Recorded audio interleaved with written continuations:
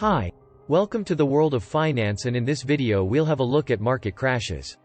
I'll be extra cautious the next time mortgages are made readily available to unqualified homebuyers, or the next time owners of internet companies with no profits try to sell me an IPO at billion-dollar prices.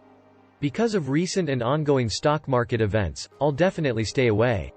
I thought it would be appropriate to create a video about previous stock market crashes. We'll see if these failures can teach us anything as long as we don't get bogged down in the details like these guys.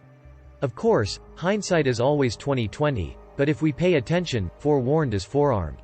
This is a rundown of 5 of history's most devastating stock market crashes.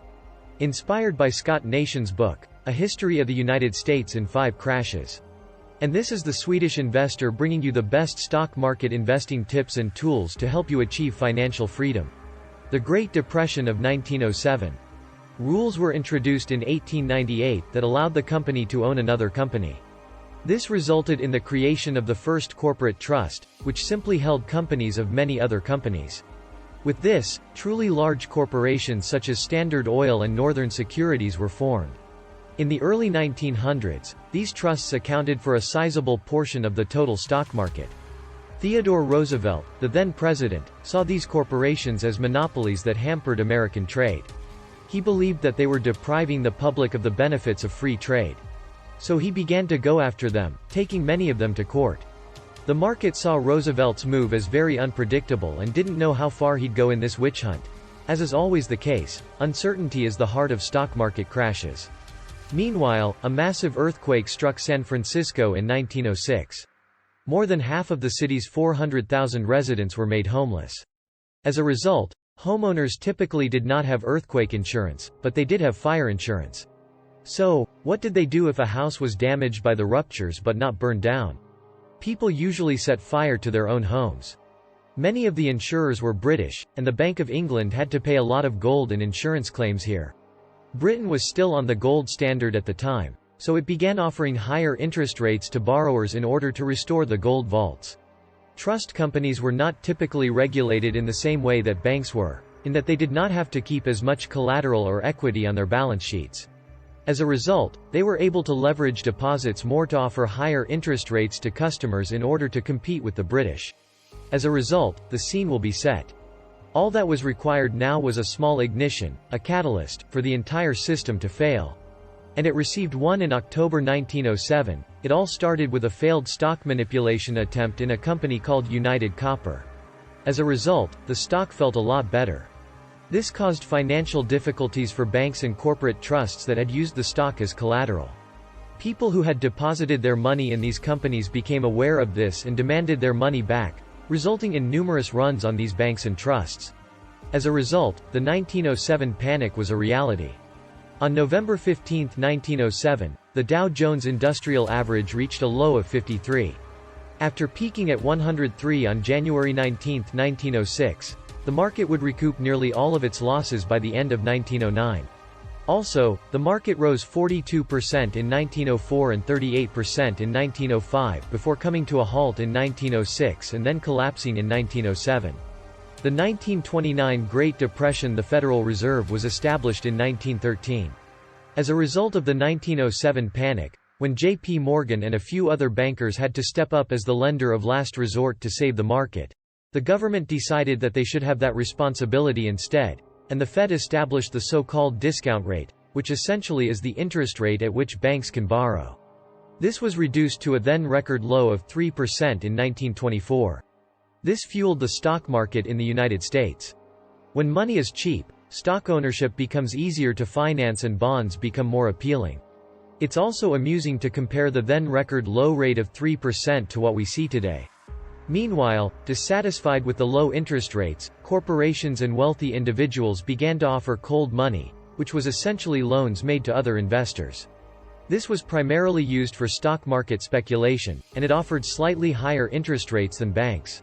The 1920s were known as the Roaring Twenties, because the market truly rallied during those years, resulting in the formation of many investment trusts and the easy attraction of capital from individuals who had never owned a single stock before. You can see how far this speculation had progressed when brokers began opening temporary offices on cruise ships and golf courses to allow investors and speculators to place orders virtually anywhere in the world. In any case, these investment trusts were quite sober until they began using a lot of leverage, particularly cold money. It was not uncommon to use at least twice as much borrowed capital as equity. All that was needed now was a little push, and Clarence Hatred, a large investor in London, provided one. He was revealed to be a fraud and to have duped many banks into lending him money using fake stock certificates as collateral. Investors in both Britain and America became suspicious after this, wondering what their certificates were worth. If only banks could be duped this easily.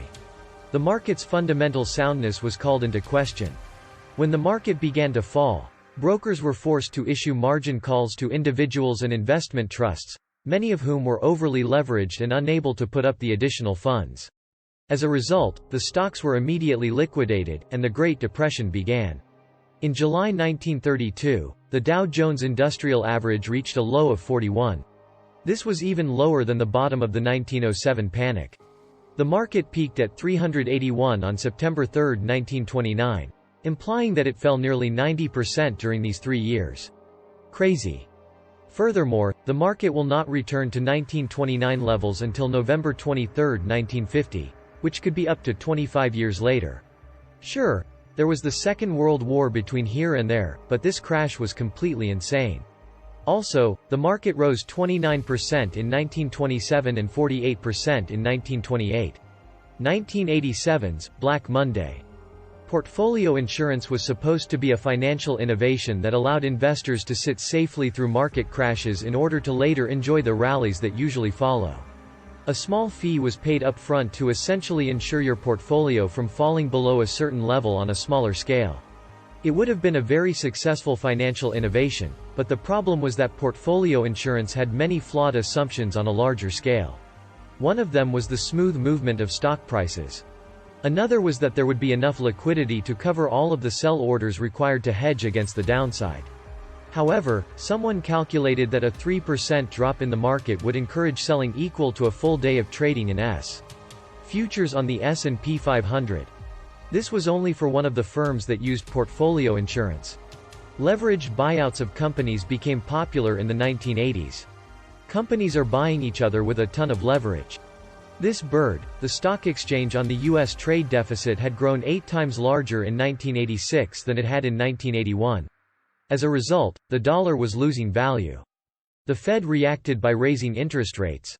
It desired a decrease in the supply of the dollar in order to stabilize the currency's value.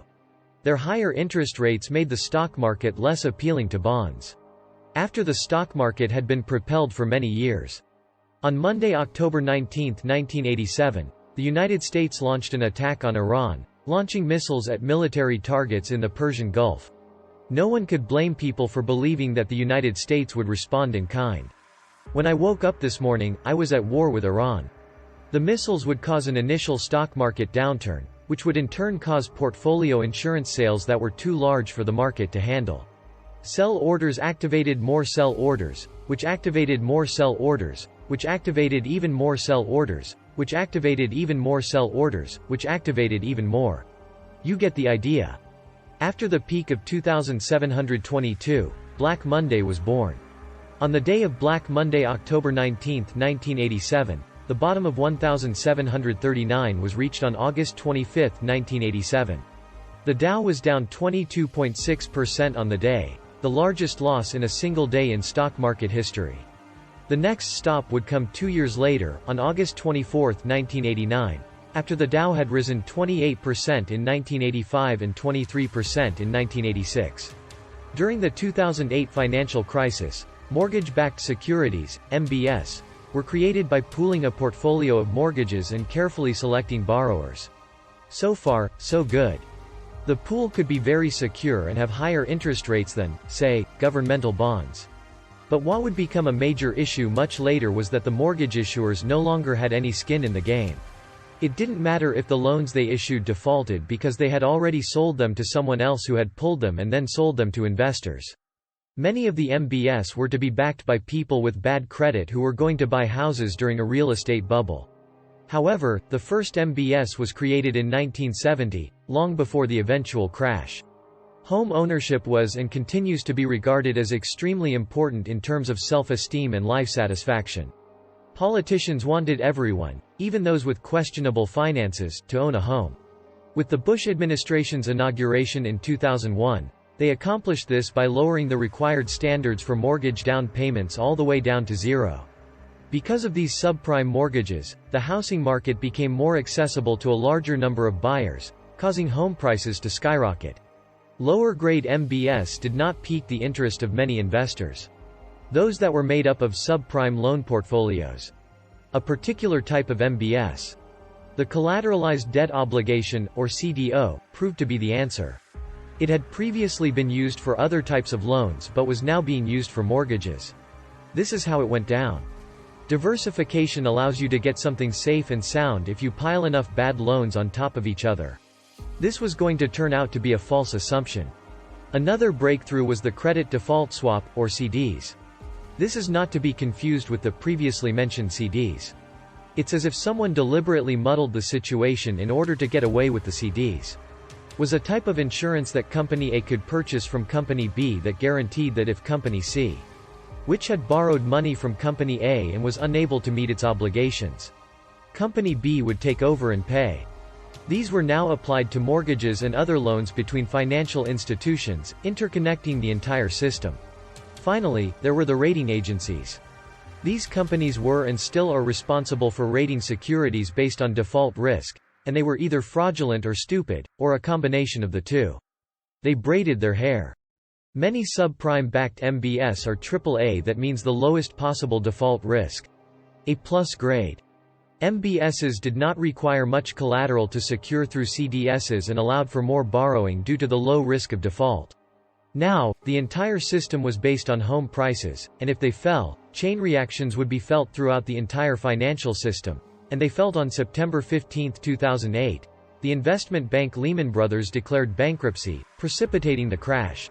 The interconnectedness of financial firms posed a threat to the entire economic system, and the crisis was a reality. The all-time high was 14,164 on October 9, 2007, and the all-time low was 6,547 on March 9, 2008. The market had gained quite a bit before the crash in 2006, and up until the top of 2007, but not as much as during the previous crashes. The next top would not be reached until March 5, but another crash was just around the corner. The 2010 flash crash. Please allow me to be brief. Greece desired to be a part of Europe's new common currency, the euro. It deceived itself into joining the Union in 2001 by using financial shenanigans to appear to meet the Union's financial criteria. Between 2000 and 2010, it was on the borrowing list. In early 2010, it appeared that it would default on its debt. A member of Angela Merkel's coalition in Germany stated that putting a bottle of schnapps in front of an alcoholic does not help him. Regardless of the IMF, Greece was given a loan to help it survive, but the terms of the loan were painful for the Greek people. At least trades were executed by humans on Black Monday, 1987, the worst day in stock market history. The crash on May 6 was caused by computer algorithms that went haywire. Basically, the main algorithm that caused the crash used the same dynamic hedging technique that caused the crash in 1987. The flash crash was triggered by riots in Greece on May 6, which occurred after its government accepted the terms of the IMF loan. Their riots triggered the initial crash, which prompted Waddell & Reed to try to hedge its portfolio before the market closed. The British bank provided the algorithm. Because Barclays was well used and they didn't have much time to execute this hedging, they decided that the algorithm would not stop at any price but would instead be completely dependent on the volume traded in the market. The only problem was that once Waddell & Reed tried to sell, the volume would skyrocket because the higher volume suggested to the algorithm that the market was more liquid and that more sell orders could be filled. The selling became self-perpetuating, and liquidity vanished when it was most needed. The Dow fell to 9,869 intraday on May 6, down 9.2% for the day. What's particularly intriguing about the flash crash is that, as a result of the algorithm's reckless selling, some companies trade at truly stupid levels that no human would execute a trade at. More than 3 million shares were traded at 90% or lower than the previous day's close on that day. Consider this. What if you could buy an apple for $28 or a Coca-Cola for $4? If only for a moment. Would you go through with it? Maybe you've already noticed? These crashes, however, have three things in common. A new financial innovation had been developed. There was leverage, far too much leverage, and the stock market had enjoyed 2 years of strong returns prior to the crash. The catalyst, with the exception of the flash crash, is unknown. But with these conditions in place, we know that markets have a tendency to fall apart no matter what. The specific catalyst, perhaps the most important thing to remember from this video, is probably this. The market will always recover. Those who stay in the market for the later upswing will be rewarded handsomely.